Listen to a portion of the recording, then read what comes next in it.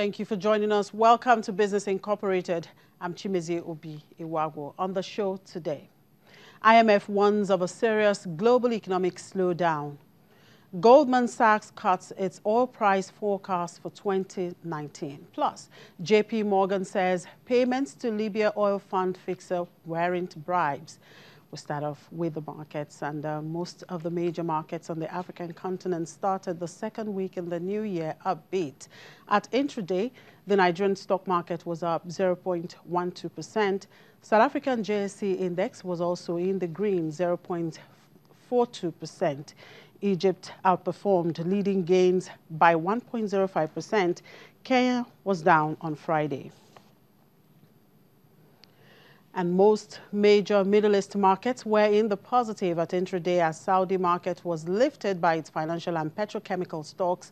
Saudi Arabia's index rose 0.38%, with Saudi Cayenne Petrochemical adding 2.2%, and Savala Group round of trade negotiations between the United States and China in Beijing.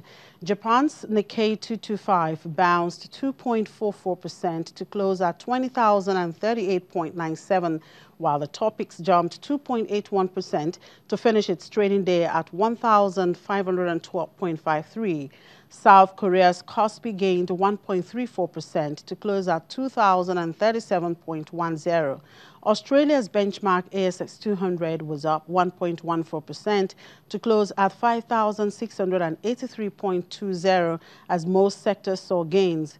Hong Kong's Hang Seng Index also saw gains of around 0.6% in late afternoon trade.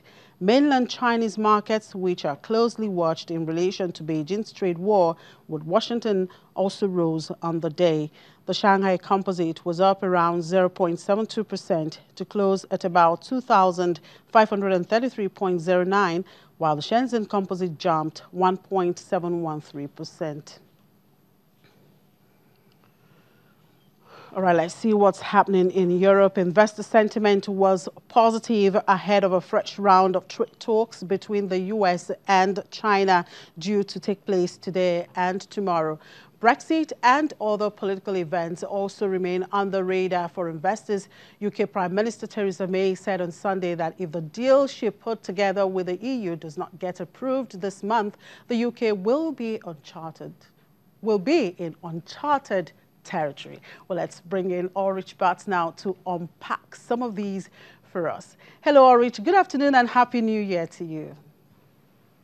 Thank you. It's the same to you. All the best 2019 for you guys. Thank you. Well, all eyes are on the trade talks between U.S. and China. What's the latest on this from Europe, particularly Frankfurt, where you are? Well, people are keeping their fingers crossed that these talks come to fruition, that there will be a positive outcome.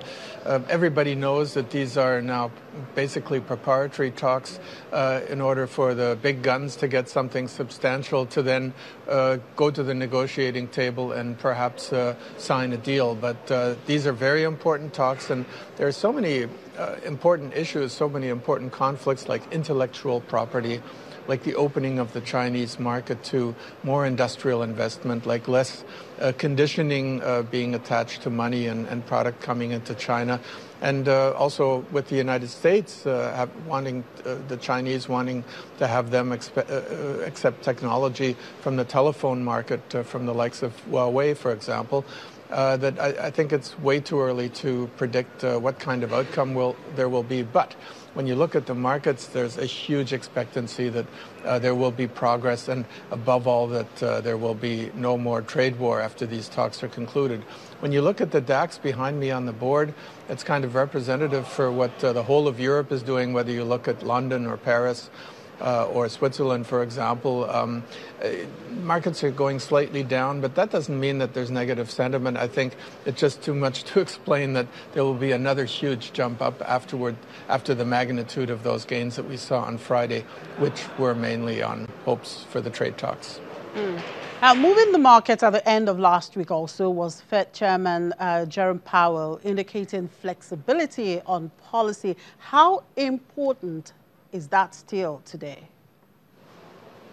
That's also very important. People say that that's sort of flanking the trade talks. Trade is still number one, but it's a very important message for the markets that Jerome Powell has indicated, I think, surprising flexibility and compassion for the kind of worries that were out there in the markets. And he's ready to be more flexible on rates and on reducing the balance sheet of the Fed. And I talked to a trader down here on the floor behind me when I came in this morning, and he was especially surprised at the statement on the balance sheet, and he thought that was going very far. And that's reflected in the kind of mood that's, yes, it's going down a little, but basically it's sustaining that good level that was reached at the end of last week. A little bit away from the markets, the new higher minimum wage in Europe took effect January 1. How is this new wage package being considered by businesses and employers of labor in Germany? And just wondering, are you getting a pay rise as well, Ulrich?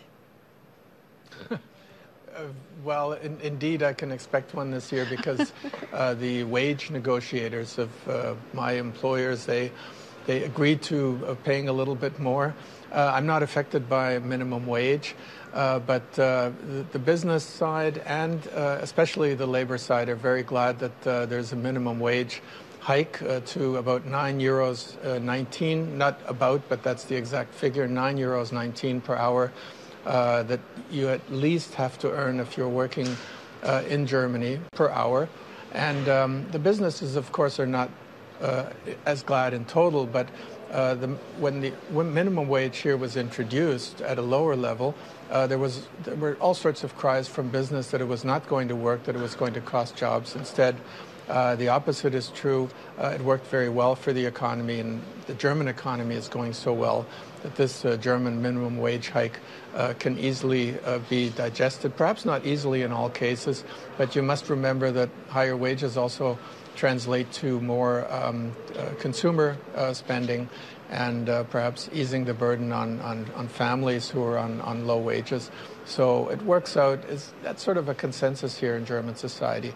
When you look at minimum wage in Europe, you referred to Europe, there's a different minimum wage in each country, and you can see that very well by how much the people make as a whole. And the number one earners in terms of minimum wage are the Luxembourgers, followed by Ireland. Germany is in the top six, not at the top, but in the top six. And at the bottom, you have Bulgaria and Lithuania.